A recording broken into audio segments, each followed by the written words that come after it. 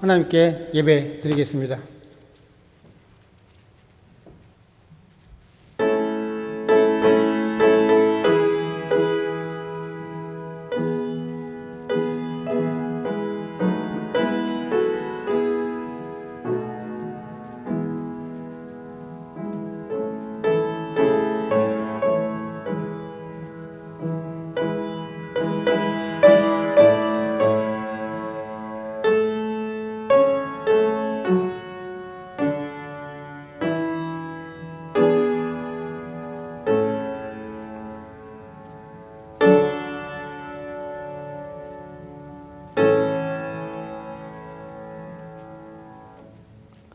고맙습니다. 주님 감사합니다.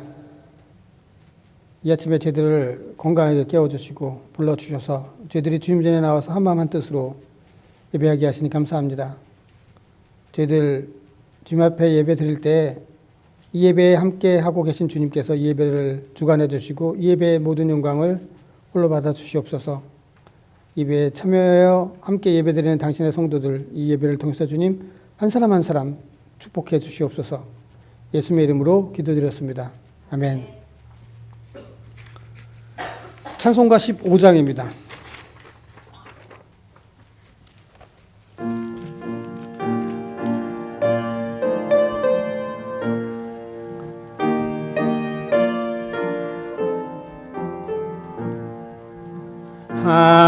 하나님의 크신 사랑 하늘에서 내리사 우리 맘에 항상 계셔 온전하게 하소서. 우리 주는 자비하사 사랑 무한하시니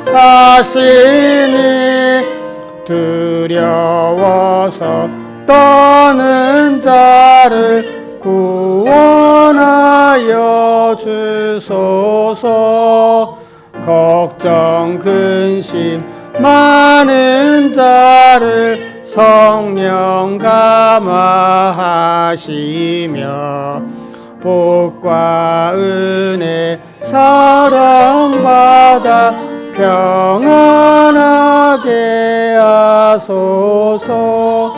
처음과 끝이 되신 주님 항상 인도하셔서 마귀 유혹하는 것을 속히 끊게 하소서. 전능하신 아버지여 주의 능력 주시고 우리 맘에 임하셔서 떠나가지 마소서. 주께 영광 항상 돌려 천사처럼 섬기며 주의 사랑 영영토록 찬송하게 하소서. 우리들이 거듭나서 흠이 없게 하시고 주의 크신 구원받아 온전하게 하소서. 영광에서 영광으로 천국까지 이르러 크신 사랑 감격하여 경배하게 하소서. 아멘. 교동문 116번입니다.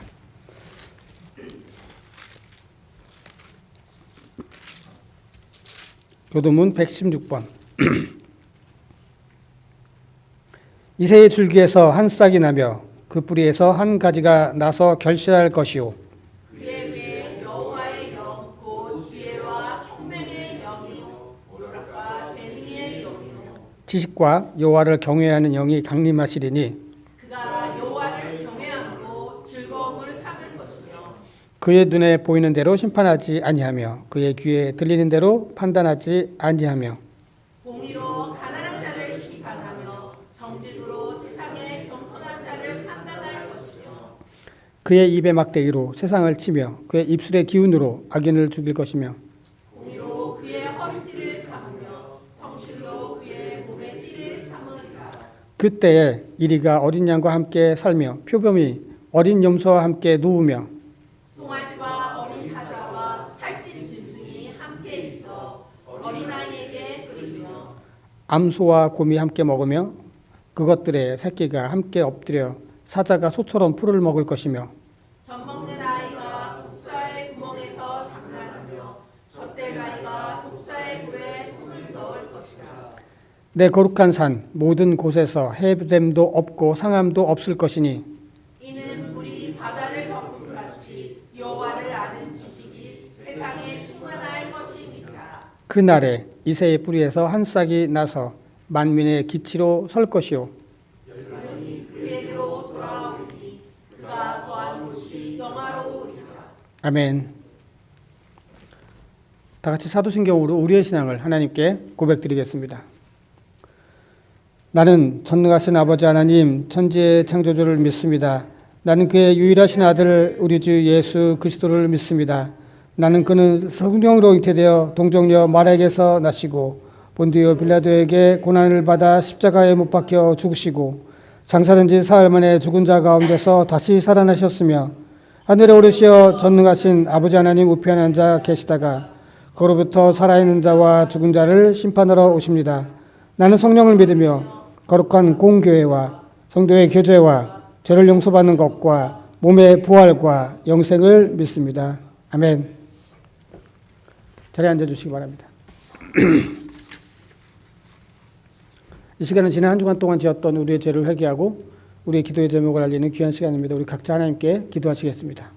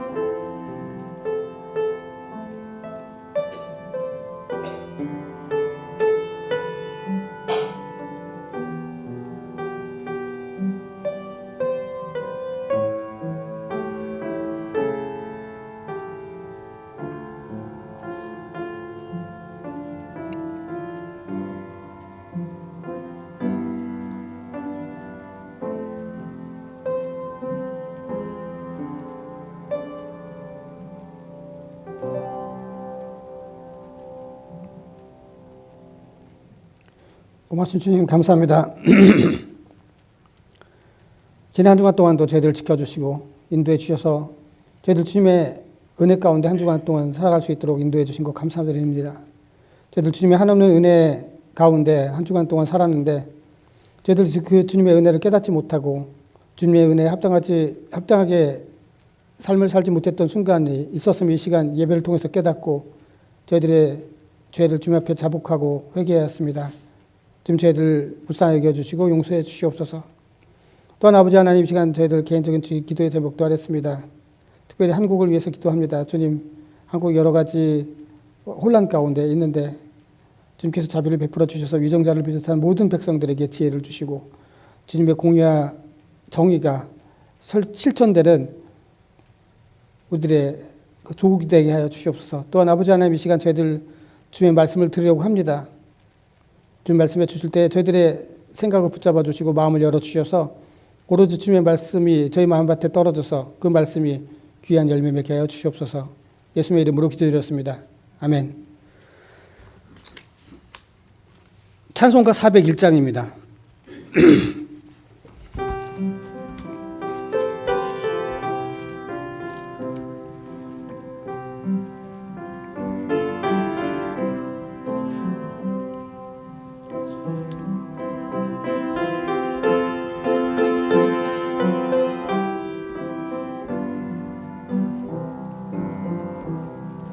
주의 곁에 있을 때 마음이 든든하오니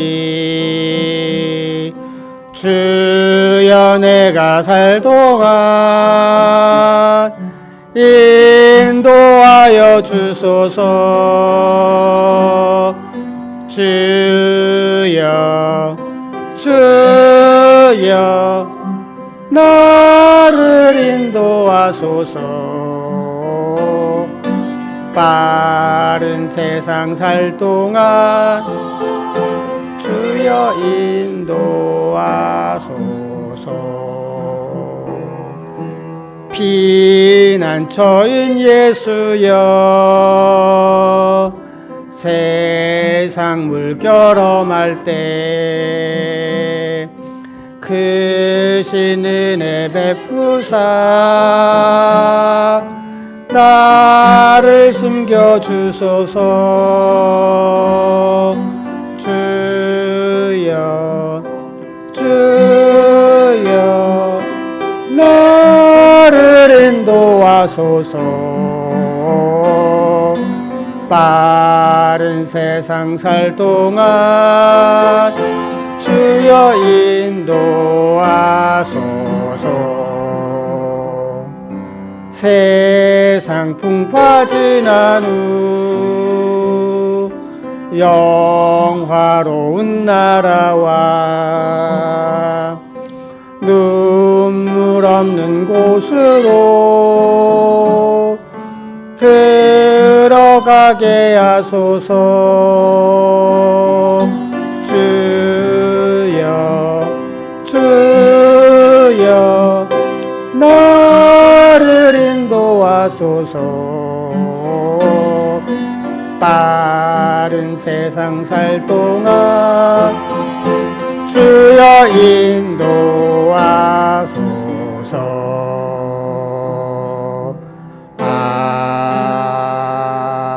아멘. 말씀 보시겠습니다. 하나님 말씀은 시편 130편 1절서부터 8절까지입니다.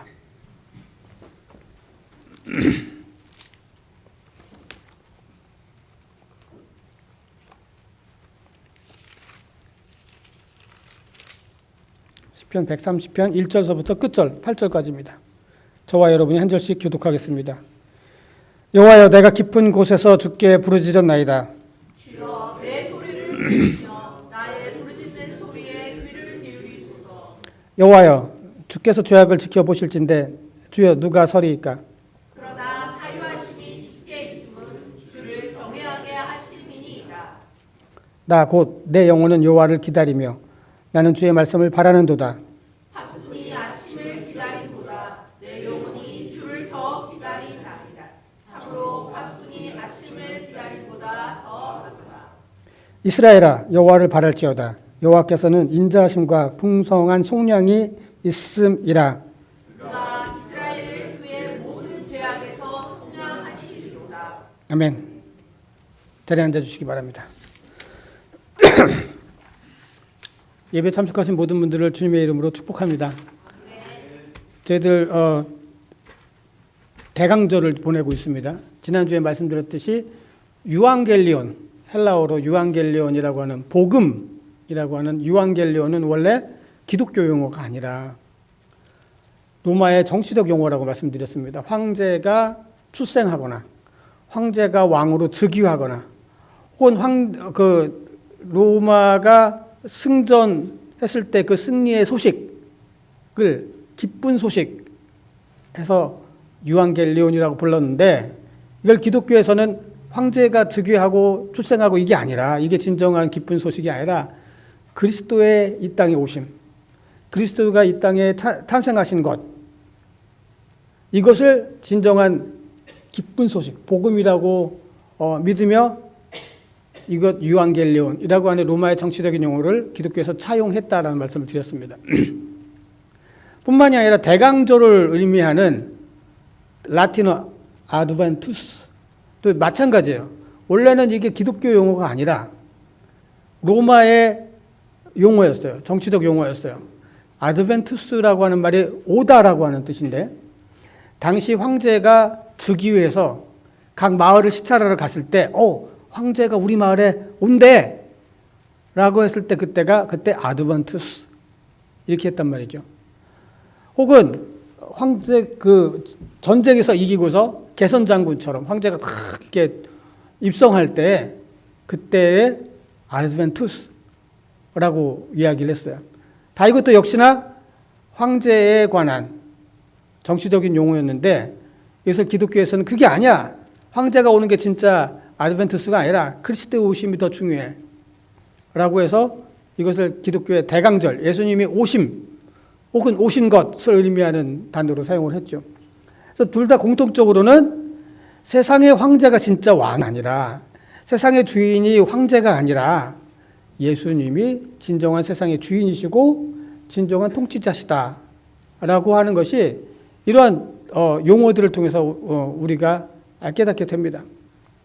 그러니까 예수님께서 왕이라고 하는 것은 계속 말씀드리지만 예수님을 으쌰으쌰해서 이렇게 막 물론 떠받드는 게 나쁜 건 아니지만 확 떠받들고 그런 게 아니라 우리가 그의 통치에 순종한다. 그가 진정으로 세상을 통치하시는 분이시다. 그리고 우리는 그분의 백성으로서 그분의 말씀에 순종할 의무가 있다. 이런 것을 말씀하고 있는 것이죠. 대강절은 계속 말씀드리지만 성탄절을 준비하는 기간이에요. 추수감사절 끝나고서 바로 그 다음부터 4주간 성탄절 전까지를 대강절이라고 합니다. 그러니까 성탄절을 준비하는 기간이고, 또 한편으로는 다시 오실 예수님을 기다리면서 난 정말 주님을 맞을 준비가 되었나? 라고 하는 우리를 점검하는 것이에요. 그것이 바로 대강절이에요. 그래서 대강절 기간에는 우리를 점검하면서 또한 회개하고 참회하는 그러한 시간도 가져야 됩니다. 사실 원래 이게 대강절이 중세 시대 기원전이 아니라 기원 후, 예수님 주후 4세기경에 이 대강절이라고 하는 것이 이제 생각이 났는데, 그때부터 이 대강절에는 특별히 참회의 기간을 정했어요. 그러고서 참회하는 기간을 갖고 기도를 했습니다. 회개하는 기도를 드렸습니다. 그 이유는 내가 주님이 언제 오실지 모르지만 내가 주님으로부터 회개해서 죄사함을 받는 그러한 거룩한 백성으로서의 나를 유지하기 위해서였던 거죠. 그래도 오늘 130편을 읽었는데요. 이 130편은 참회의 시로 유명합니다. 그리고 기독교 역사에서 매우 중요한 역할을 했던 시편이 바로 시편뿐만 아니라 성경 말씀 중에 하나가 바로 이 시편 130편입니다. 우리가 잘 알고 있는 성 어거스틴이 참회록이라는 걸 썼죠. 그때 그 성 어거스틴이 참회록을 썼을 때 그 모티브가 바로 이 130편에 해당이 됩니다. 뿐만 아니라 종교개혁 이 130편을 너무 좋아해서 이 130편을 통해서 물론 독일어 찬송가죠. 독일어 작곡을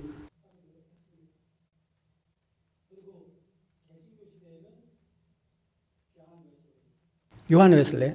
저희는 요한 웨슬레의 전통을 따른다고 말씀을 드렸어요. 장로교는 캘비니즘을 따르지만 저는 웨슬레아니즘, 요한 웨슬레의 전통을 따라요. 근데 이 요한 웨슬레가 시편 130편을 읽고서 너무 가슴이 뜨거워졌습니다. 그리고 바로 그날 1738년 5월 24일 회심을 하고 그리고 이제 본격적인 성결 운동의 선두자로 이제 앞서게 되는 것이죠. 이런 시가 바로 시편 130편이에요. 한마디로 시편 130편은 기독교 역사에서 매우 중요한 역할을 했고 또한 이 참회의 시로서 많은 사람들이 이 시편을 통해서 변화가 되었던 그러한 시편입니다. 그래서 오늘 저희들 대강절을 맞이해서 이 시편을 잠시 나누면서 참회에 대해서 말씀을 전하려고 합니다. 참회라고 하는 것은 뭐예요? 우리가 자복하고 회개하는 것이에요. 그런데 우리가 왜 참회를 해야 되지? 우리가 왜 회개를 해야 되지?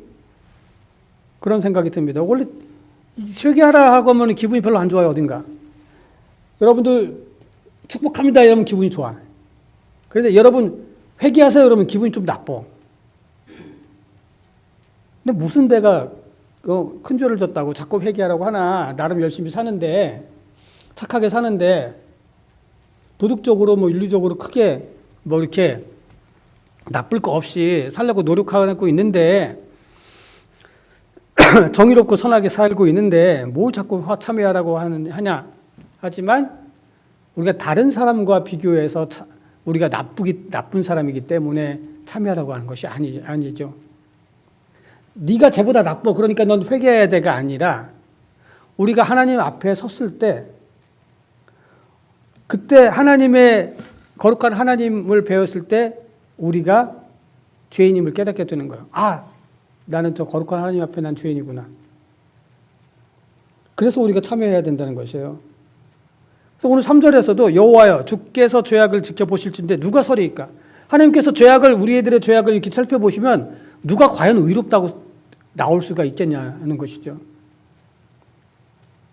그래서 우리 성경의 말씀 보면은 물론 하나님 얼굴을 뵈면 안 되지만 구약의 전통에 의하면은 하나님을 만났을 때 죄인인 걸 깨닫는 경우가 좀 많죠. 이사야가 스랍들 사이에서 이렇게 스랍들이 막 날아다니죠. 지금 말하면 천사죠. 6개의 날개를 달리고 있어서 하나는 얼굴을 가리고 하나는 한 쌍은 얼굴을 가리고 한 쌍은 발을 가리고 나머지 2날개로 막 날아다녀요. 그때 하나님을 뵙고서 나는 죄인, 난 죽었구나 이제. 나는 죄인이구나라는 것을 하나님 앞에서 깨닫게 되죠. 베드로도 마찬가지죠.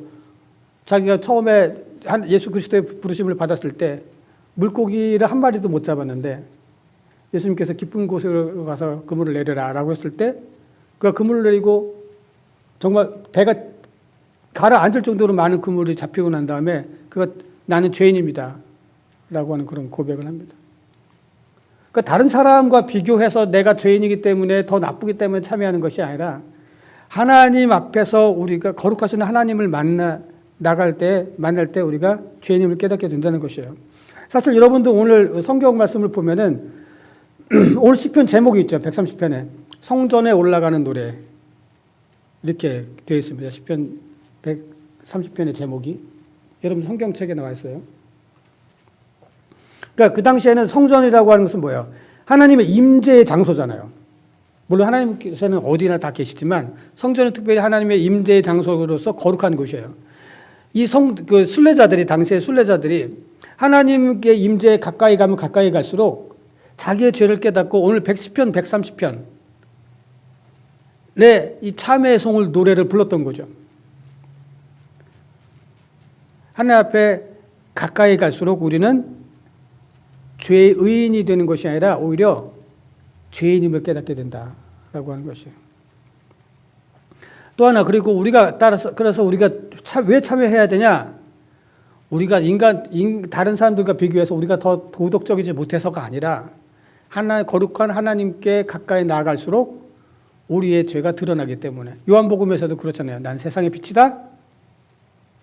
예수님께서 이 세상의 빛이라고 하는 것은 우리의 죄를 볼 수 있게 드러내는 빛을 의미하고 있죠. 주님께 가까이 갈수록 우리는 우리의 죄를 발견하게 돼요. 또 하나, 왜 우리가 참회, 회개해야 되냐? 그 참회 자체가 복이기 때문에, 그게 축복이에요. 성경에서. 우리 잠언서 28장 13절, 14절에 있는 말씀. 자, 잠언서는 대표적인 지혜서죠. 자기 죄를 숨기는 자는 형통하지 못하나 죄를 자복하고 버리는 자는 불쌍하게 여김을 받을 것이다. 용서함을 받는다는 뜻이에요. 자, 지혜로운 사람은 자기의 죄를 막 삭삭삭삭 막 요리조리 감춰서 의로운 채 하면서 살아가는 사람이 지혜로운 사람이 아니에요. 반면에 자기 죄를 드러내고 인정하는 사람이 세상에서 보기에는 어리석은 것 같아요. 저거 하나 감추지 못하나? 막 착착착 증거 인멸하고 막 잘못한 거 다 없애고 목격자 뭐 다 막 매수하고, 그래서 자기 죄를 숨겨야지 지혜로운 것 같지만 그렇지 않다는 거예요. 진짜 지혜로운 사람은 자기 죄를 숨기는 사람이 아니라 자기 죄를 드러내서 인정하고 고백하는 사람이 진정한 지혜로운 자라고 말씀하고 있는 것이죠. 뿐만 아니라 14절에 항상 경외하는 자는 복되거니와 마음을 완악하게 하게 하는 자는 재앙에 빠질 것이다. 그래서 경외라고 하는 단어는 항상 두려워하는 자는이에요. 무엇을 두려워할까?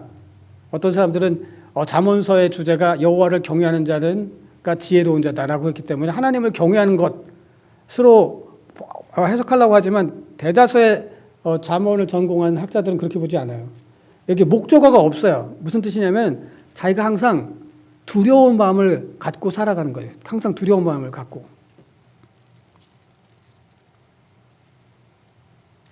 하나님 앞에 회개하고 신실한 삶을 살아가는 거예요. 내가 그냥 내 죄를 가볍게 여기는 것이 아니라 이렇게 살면 어때? 죄 좀 지으면 어때?가 아니라 아니야, 이러면 안 돼. 어떤 그런 두려운 마음을 가지고서 살아가는 것. 그런 자는 복되다라고 말씀하고 있어요. 오늘 이 시편의 전체적인 주제와도 마찬가지고 예수님께서 하신 말씀과도 마찬가지예요. 예수님도 산상수훈에서 마태복음 5장 4절에 이런 말씀을 합니다. 마태복음 5장 4절. 자, 제자들을 삼으셨어요. 이 제자들은 이제 첫 그리스도인이 됐죠. 이들에게 새로운 복에 대한 개념을 가르쳐 주세요. 세상의 복은 이랬어. 너희들 유대인이었을 때 너희들이 생각하는 그 복은 이랬어. 그러나 그렇지 않아. 너희들의 복에 대한 생각을 다시 바꿔야 돼. 그래서 계속해서 무엇 못하는 하는 자는 복이 있나니, 무엇 못하는 자는 복이 있나니, 그 시리즈로 계속 12절까지 말씀하고 있단 말이죠. 그 중에 하나가 애통하는 자는 복이 있나니 그들이 유료함을 받을 것이요. 제가 이번 주에 그 지역신문에도 바로 이 글을 썼어요. 애통하는 게 무슨 복이에요? 아니, 누가 애통이라고 하는 이 단어가 원래 펜세오, 슬퍼서 울부짖는 것을 의미하는 거예요. 애통, 여기서.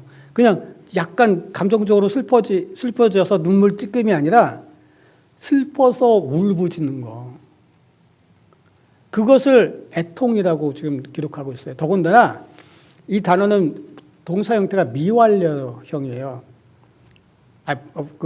분사형이에요, 분사형. 분사형이라서 ing예요, ing. 영어로 말하면. 계속해서 슬퍼해서 울부짖는 것이에요. 이게 누가 보기에 이게. 여러분들 그렇게 살고 싶으세요? 그리고 그렇게 사는 사람이 있다면 이게 저 사람은 야 진짜 복되다, 저 사람 하루 종일 우네. 그렇게 생각하시겠어요? 더군다나 데살로니가 전서에서 뭐라고 말씀하세요? 항상 기뻐하라. 아니, 기독교인은 항상 기뻐하라면서 예수님은 애통하는 자가 복이 있대요. 이게 뭐예요 도대체? 오히려 지지리 복도 없지. 맨날 저렇게 애통하면은. 그런데 여기서 애통하는 것은 내가 감정적으로 슬퍼서 우는 것이 아니라 나의 죄에 대한 참회의 눈물을 흘리는 것을 의미해요. 나의 죄에 대한 참회의 눈물을 애통해 하면서 울부짖으며 주님께 앞에 자복하고 회개하는 것. 이것이 진짜 복이다라고 말씀하고 있는 거죠. 그러니까 세상에서는 부귀영화를 누리면 복이 있다고 생각하지만, 그렇게 말들 하지만 예수님께서는 그게 아니야. 너의 죄를 깨닫는 것. 깨닫는 것을 넘어서서 너의 죄를 회개하는 것. 진정으로 참회하는 것. 그것이 복이다. 마카리오스, 축복이라는 뜻이에요. 그것이 정말 마카리오스, 축복이야 라고 말씀하고 있습니다. 따라서 참 회개하라라고 하는 것 자체가 나쁜 것이 아니라 우리의 감정을 상하게 하는 것이 아니라 우리를 축복으로 인도하는 것이다 하는 것이죠.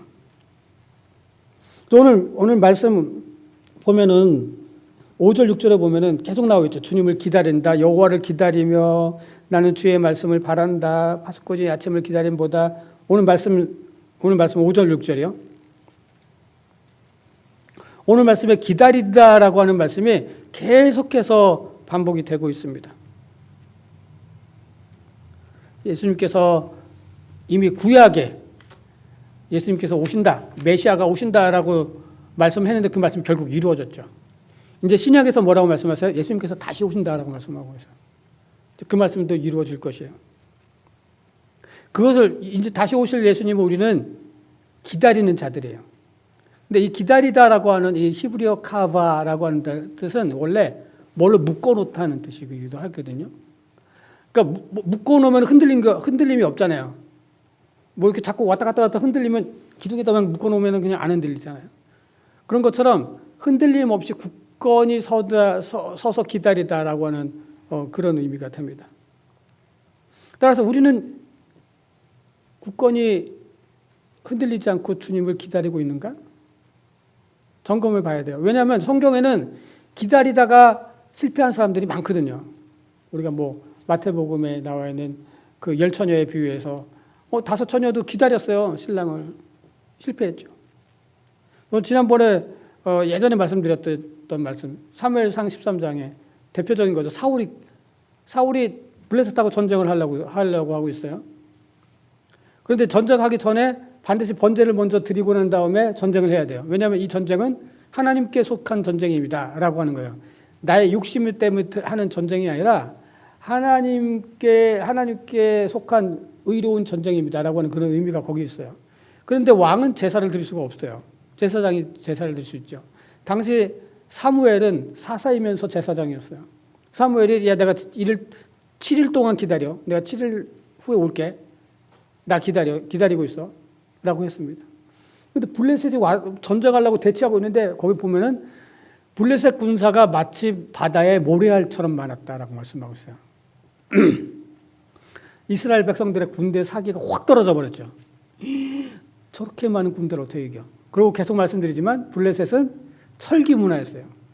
이스라엘은 당시에 철기 무기가 없었어요. 근데 블레셋은 철을 발견하고 그것을 무기에 사용했단 말이에요. 굉장히 귀한 것이었어요. 그러니 숫자에서도 밀려 무기에서도 밀려 이스라엘 사람들이 확 사기가 떨어졌는데 계속 전쟁을 안 하고 기다리고만 있는 거예요. 그 사람들이 뿔뿔이 야 이거 집에 갈래. 군대들이 흩어지고 있어요. 더군다나 블레셋은 딱 모여가지고 점점점 자기 진영으로 다가오고 있어요. 7일째가 됐는데 사무엘은 안 와요. 오늘 7일째 됐는데 사무엘이 안 오네? 사람들은 흩어지고 있고 적군은 다가오고 있고 어떻게 해야 되겠어요? 야 이거 빨리 내가라도 예배를 드리자. 번제를 드렸어요. 드리자마자 사무엘이 왔죠. 왜 안 기다렸냐? 내가 온다고 분명히 얘기했는데 7일째 될 동안 당신이 오지 않았고 백성들은 흩어지고 블레셋 군단은 점점점 가까우는데 나보고 어떻게 하란 말입니까? 사무엘은 기다렸는데 실패했어요. 아마도 블레셋 군사가 다가오지 않고 이스라엘이 흩어지지 않고 그랬으면 아마 어쩌면 사울은 기다렸을 거예요. 근데 기다리지 못하게 만드는 상황이 꼭 생겨요. 우리한테는. 내가 주님을 기다려야지. 굳건히 기다려야지 하면 할수록 그걸 못하게 하는 일들이 생긴다고요. 사울에게 그랬던 거죠. 사울이 7일 기다리라고 했을 때 진짜 7일 기다렸어요. 그 조금 더 기다렸어야 되는데 그걸 못 기다린 거죠. 왜냐? 그 상황이 지금 사울을 기다리지 못하게 만들어가고 있었기 때문에. 우리에게도 사울에게만 그러겠어요? 우리에게도 마찬가지예요. 우리가 주님을 기다린다고 했을 때 우리가 기다리지 못하도록 상황을 만들어갈 때가 상황이 진행될 때가 있어요. 제일 먼저가 뭐예요? 우리를 의심하게 만드는 거죠. 오긴 모르셔, 주님이. 주님이 오긴 모르셔. 아예 오신다고 한 지가 언젠데. 그리고 지금 지금 때가 어느 때인데 지금 우주선을 보내고 지금 제임스의 망원경으로 막 초신성을 보고 막 그러는 때인데 오긴 뭐라 라고 하는 의심하는 마음이 생기기도 하죠. 또 내가 나는 주님이 오실 것을 믿어 라고 하지만 잠시 주님께서 오시는데 내일 당장 안 오잖아. 지금 당장 안 오잖아. 그러니까 그냥 오늘 대강 살아. 내일 그 대강 살아 그냥. 오늘 오실지 오늘도 안 오실 거고 내일도 안 오실 거잖아. 믿긴 믿어. 오신다는 건 믿는데 그건 먼 옛날에 먼 후의 얘기. 아주 먼 후의 얘기고 지금 당장은 오시지 않으니까 내 마음대로 살래. 라고 하는 그런 안이한 생각도 갖게 되죠. 또 반대로 주님께서 지금 당장 오셔. 그 종말론자들처럼 성급한 종말론에 빠져가지고 뭐 직장이고 회사고 가족이고 다 팽개치고 그냥 어디 산에 들어가고 굴에 들어가고 어디 뭐 이상한 섬에 가고 아니 그런 종말론에 빠져서 주님께서 맡겨놓으신 모든 우리의 일상의 삶들을 다 포기하는 그런 잘못된 이단 사상에 빠질 수도 있는 거죠. 건강한 믿음으로 우리가 굳건히 주님을 기다려야 된다는 것이에요. 자, 시인이 이렇게 주님을 계속 기다리고 또 기다리면서 한 게 뭐예요? 참회였어요. 자기 죄를 깨닫고 회개하는 것이었어요. 저희도 오늘 말씀 1절, 2절 여호와여 내가 깊은 곳에서 주께 부르짖습니다 라고 말씀하고 있습니다. 이 깊은 곳이라고 하는 것은 원래 깊은 바다를 의미하기도 합니다. 그래서 아마 표준세 번역은 깊은 바다, 깊은 물 이렇게 번역을 했는데 이게 원래 이 단어는 깊은 바다도 되지만 혼돈 혹은 죄라고 하는 그런 뜻도 돼요. 그러니까 지금 여기서 오늘 말씀을 보면은 계속 죄에 대해서 말씀하고 있거든요. 내가 주님께서 죄악을 지켜보시면 어떻게 하십니까? 용서는 주님께 있습니다. 모든 죄악은 주님께서 용서해 주십니다. 주님께서 풍성하게 우리를 용서해 주십니다. 계속 죄에 관한 말씀하고 있기 때문에 오늘 문맥에서는 이것을 죄로 번역할 수 있어요. 근데 그냥 죄냐? 그게 아니라는 거예요. 우리가 깊은 바닷속을 알 수 없듯이 그리고 그 깊은 바다 한가운데 빠지면 아무도 살아나올 수 없듯이 우리가 깊은 죄에 우리 모두는 깊은 죄에 빠져 있어서 우리 스스로 거기에서 헤어날 수 없다는 거예요. 죄의 문제를 해결할 수 없는 깊은 죄 가운데 우리가 빠져 있다는 것이에요. 그 시인뿐만이 아니라 모든 사람이에요. 모든 사람. 그래서 3절에 여호와여 주께서 죄악을 지켜보시면 누가 서겠습니까? 라고 말하고 있는 거예요. 모든 사람이 다 그러한 아주 절망적인 죄 가운데 빠져 있다고 하는 것을 말씀하고 있습니다. 그런데 사실 이것이 복된 거죠. 우리가 절망적인 죄에 빠져 있었음을 깨달을 때 성탄절은 의미가 있는 거예요. 그러지 않으면 성탄절은 그냥 훌륭하게 살던 어떤 한 인간의 생일, 탄생일 이렇게 되는 거죠. 그러나 내가 정말 깊은 죄 가운데 빠져 있었구나. 그런데 예수 그리스도께서 이 땅에 오셔서 나를 위해서 죽으시고 우리의 죄를 사해 주셨구나. 라고 하면 그 성탄절이 다른 날이 되는 거죠. 남의 날이 아니라 바로 나의 날이 되는 거죠. 시인은 오늘 주님을 굳건히 기다리면서 그 기다리는 중에 참회하고 회개했다는 것이에요.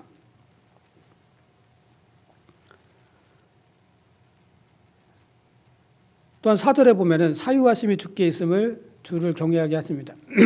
여기서 사유라고 하는 단어는 용서라는 뜻이에요. 그러니까 사유한다니까 우리가 무슨 깊은 생각에 빠지는 것을 생각할 수도 있지만 그게 아니라 용서하심, 살라흐라고 하는 단어예요. 용서예요. 오늘 말씀을 문자적으로 4절을 문자적으로 좀 더 보면 이래요. 그냥 문자 그대로 번역하면 용서함이 당신과 함께 하시니 내가 경외합니다. 내가 두려워합니다. 이런 뜻이에요. 자, 용서함이 당신과 함께 하고 있어요. 무슨 뜻이에요? 하나님은 용서와 함께 하고 계신 분. 용서와 하나님은 뗄래야 뗄 수 없다는 분이에요. 없다는 것이에요.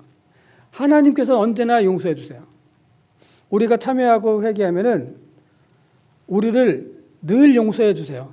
마치 그 집 나간 아들을 기다리고 있었던 그 아버지와 같이 늘 맞이하고 받아들일 준비가 되어 있는 것이죠. 그러니까 하나님과 용서는 뗄래야 뗄 수가 없다는 것이 첫 번째고요. 그럼 이런 생각이 들어요. 하나님께서 늘 용서해줘? 그럼 마음대로 죄 져도 되네. 죄 짓고 회개하면 되잖아요. 지금 마음대로 살고 내가 하나님의 뜻이 무엇인지 아는데 그거 그냥 모른 척하고 그냥 나는 내 방식대로 살래. 그러고 회개하지 뭐. 그럼 되잖아. 이렇게 될 수가 있다는 거죠. 잘못하면은. 그러나 그게 아니에요. 하나님께서 용서해 주시니까 그래 나 의도적으로 그냥 내 마음대로 살고 의도적으로 죄 짓고 그러면서 나 다음에 회개하면 돼. 이거 죄 짓고 난 다음에. 그럼 하나님께서 용서해 주셔. 그게 아니라고 하는 거예요. 그래서 오늘 하나님 용서함이 하나님과 당신과 함께 하시는데 그래서 내가 뭐래요? 두려워합니다. 라고. 예수 두려워한다고 했어요. 시인은 지금 오늘 하나님께서 용서하시는 하나님이시기 때문에 더욱 두려워한다. 이것도 미완료로 쓰였거든요. 그러니까 계속해서 하나님을 두려워한다라고 하는 그런 뜻이에요. 사람들은요, 용서하는 자를 우습게 여겨요. 가볍게 여겨요. 오히려 용서하지 않고 막 엄하게 벌 주는 사람을 더 무서워해요. 두려워해요. 그러나 시인은 그렇지 않았어요. 용서하시는 하나님을 더 두려워했어요. 왜냐? 용서에는 책임이 따르기 때문이에요. 용서받은 자로서 그 용서에 합당한 삶을 살아야 되기 때문에 더 두려워했던 거죠. 우리가 지난번에 말씀드렸던 것처럼 마태복음 18장에 10,000달란트를 빚진 사람이 있었죠. 1달란트는 6,000데나리온, 한 17년 연봉이에요. 1달란트가 거의 17년 연봉. 당시 평균 임금의 17년 연봉. 그럼 10,000달란트라고 하면은 도대체 얼마인지 상상도 안 돼요. 1달란트가 그 정도니까. 왕이 널 팔든지 네 자식을 팔든지 네 아내를 팔든지 네 재산을 팔든지 갚어. 싹싹 빌었어요. 엎드려서 용서해달라고. 왕이 보니까 불쌍해. 그래, 용서해줄게. 용서해줬어요. 탕감해줬어요. 그럼 이 사람은 그 용서받은 자로서 그에 합당한 삶을 살아야 되는 거예요. 책임감이 있는 거예요, 거기에. 그런데 가다가 100데나리온을 빚진 사람을 만나서 자기한테 100데나리온이라는 것은 100일간의 그 품삯이시죠. 10,000달란트하고는 비교도 안 돼요. 만나가지고 그 사람도 싹싹 빌어요. 나 좀 용서해달라고. 내가 지금 갚을 돈이 없다고. 근데 이 사람은 어떻게 했어요? 가뒀어요, 그 사람을. 너 갚을 때까지 돈 옥에 갇혀 있어. 그걸 들은 왕이 화가 났어요. 야, 아까 그 10,000달란트 빚지는 거 다시 데리고 와. 너도 그러면 갚을 때까지 옥에 가둬. 당연히 못 갚죠, 그거는. 10,000달란트는 어떻게 갚아요? 용서받은 자로서 그가 거기에 대한 합당한 삶을 살았어야 되는데 그러지 않았어요. 그랬을 때 그 죄값을 아주 엄히 물으신다는 거죠. 우리도 마찬가지예요. 우리가 주님 앞에 참회하고 우리가 죄를 용서받았으면은 거기에 대한 합당한 삶, 책임감 있는 삶을 살아야 된다는 것이죠. 그러지 못하면은 하나님께서는 우리의 책임을 엄하게 물으신다. 그렇기 때문에 우리는 더욱더 참회하고 용서받았으나 거기에는 두려움이 있어야 된다는 것이죠. 따라서 하나님께서 우리를 용서하시기 위해서 예수 그리스도를 이 땅에 보내신 이 성탄절을 앞두고 있는 우리들은 거기에 합당한 두려움, 경외함, 책임감이 있어야 된다. 용서하시는 하나님을 가볍게 봐서는 안 된다는 것이죠. 결론적으로 말씀드리겠습니다. 대강절입니다. 성탄절을 앞두고 준비하고 있으며 동시에 다시 오실 주님을 믿고 기다리고 우리를 돌아보고 점검하는 절기입니다. 우리를 돌아보면서 참회와 회개로 성탄절을 준비해야 됩니다. 다시 오실 주님을 맞이할 준비도 해야 됩니다. 성경에서 회개란 부정적인 단어가 아니라 오히려 회개는 축복이다라고 말씀하고 있습니다. 그래서 예수님도 제자들에게 애통하는 자가 복이 있다고 말씀하셨습니다. 그 말씀은 우리들을 향한 말씀이기도 합니다. 우리가 회개하며 성탄절을 준비한다면 그 어느 때보다 복된 성탄절을 맞이하게 될 것입니다. 오늘 130편의 시인도 하나님을 기다리되 굳건히 기다렸습니다. 그러나 기다리는 우리들에게 기다리지 못하게 만드는 일들이 생길 수 있습니다. 여기에 흔들려서는 안 됩니다. 시인이 기다리면서 한 것은 회개였습니다. 우리가 회개할 때 주님은 우리를 불쌍히 여겨서 우리를 용서해 주십니다. 그러나 주님의 용서하심을 가볍게 여겨서는 안 됩니다. 그 용서에 합당한 삶, 책임 있는 삶을 우리들이 살아갈 때 다시 오실 주님을 준비하는 우리들이 될 것입니다. 참회함으로 거룩한 삶을 살아가시는 저와 여러분들 되시기를 주님의 이름으로 기원합니다. 기도하시겠습니다. 고마우신 주님 감사합니다. 주님께서 우리를 위해서 이 땅에 오심을 기념하고 다시 오실 주님을 믿고 기다리는 이 대강절의 절기를 맞이해서 참회하심에 대한 주님의 말씀을 들었습니다. 지금 저희들 참회함으로 주님 앞에 거룩한 삶을 살아가는 저희들 되게 해주시고 주님께서 자비와 사랑으로 우리를 용서해 주실 때 그것을 가볍게 여기지 않고 주님을 경외하며 두렵고 떨리는 마음으로 주님 말씀에 합당한 삶을 살아가는 저희들 되게 하여 주시옵소서. 예수님의 이름으로 기도드렸습니다. 아멘. 찬송가 176장입니다.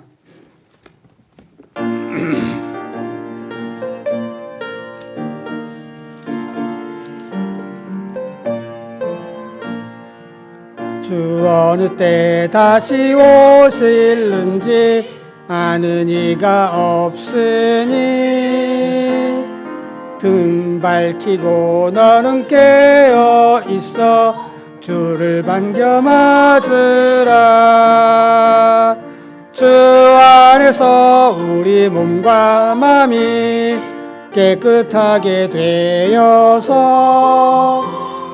주 예수님 다시 오실 때에 모두 기쁨으로 맞으라. 주 오늘에 다시 오신다면 부끄러움 없을까? 잘하였다 주님 칭찬하며 우리 맞아주실까? 주 안에서 우리 몸과 마음이 깨끗하게 되어서 주 예수님 다시 오실 때에 모두 기쁨으로 맞으라. 주 예수님 맡겨주신 일에 모두 충성하였나. 내 맘속에 확신 넘칠 때에 영원한 식 얻겠네. 주 안에서 우리 몸과 마음이 깨끗하게 되어서 주 예수님 다시 오실 때에 모두 기쁨으로 주 예수님 언제 오실는지 한밤에나 낮에나 늘 깨어서 주님 맞는 성도 주의 영광 보겠네. 주 안에서 우리 몸과 마음이 깨끗하게 되어서 주 예수님 다시 오실 때에 모두 기쁨으로 맞으라. 아멘. 바친 헌금을 위해서 기도하시겠습니다. 주님을 기다리며 살아가는 이 땅의 삶에서 주님께서 저희들을 위해서 베푸신 많은 것들을 깨닫고 감사하며 저희들 주님 앞에 예물을 바쳤습니다. 이 예물을 바치는 손길들을 주님 기억해 주시고 이 땅에서 주님을 기다리며 살아가는 동안에 물질 때문에 유혹받거나 시험받거나 죄에 빠지지 않게 하여 주시고 주님께서 주시는 축복을 누리며 증거하며 살아가는 복된 성도들 되게 하여 주시옵소서. 예수님의 이름으로 기도드렸습니다. 아멘. 인사와 간구 시간입니다. 주변 분들과 인사 나누시기 바랍니다.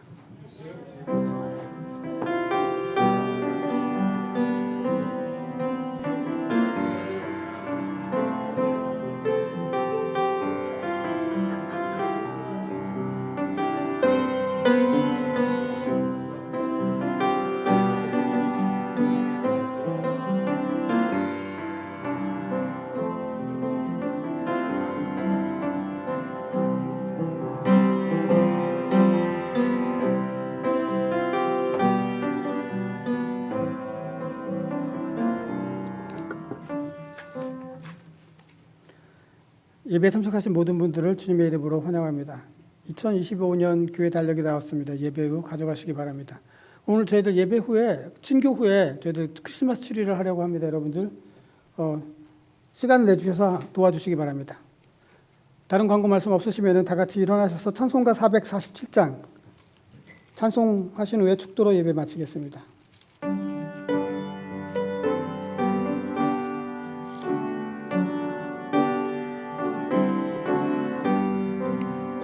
이 세상 끝날까지 주 섬겨 살리니 내 친구 되신 주여 늘 함께 하소서.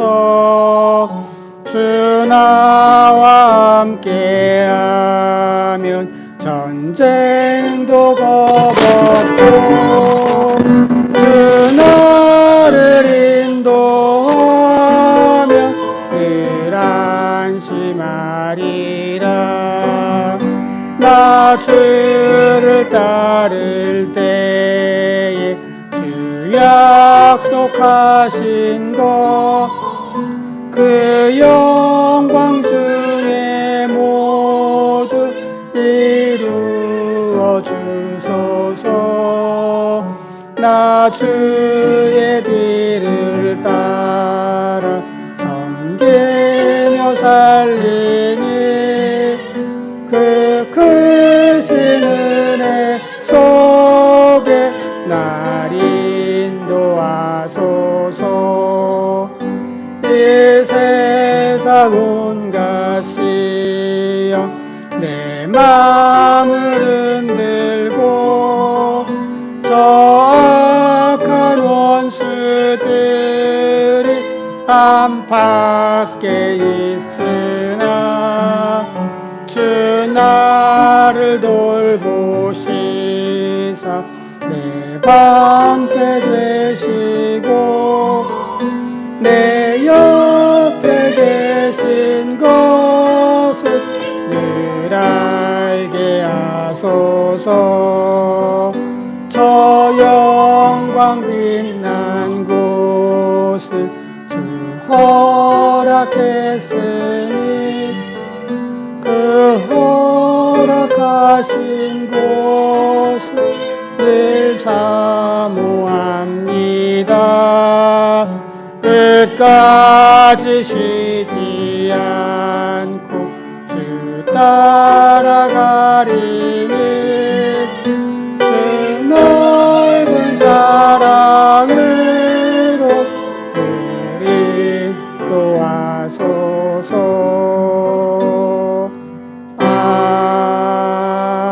아멘.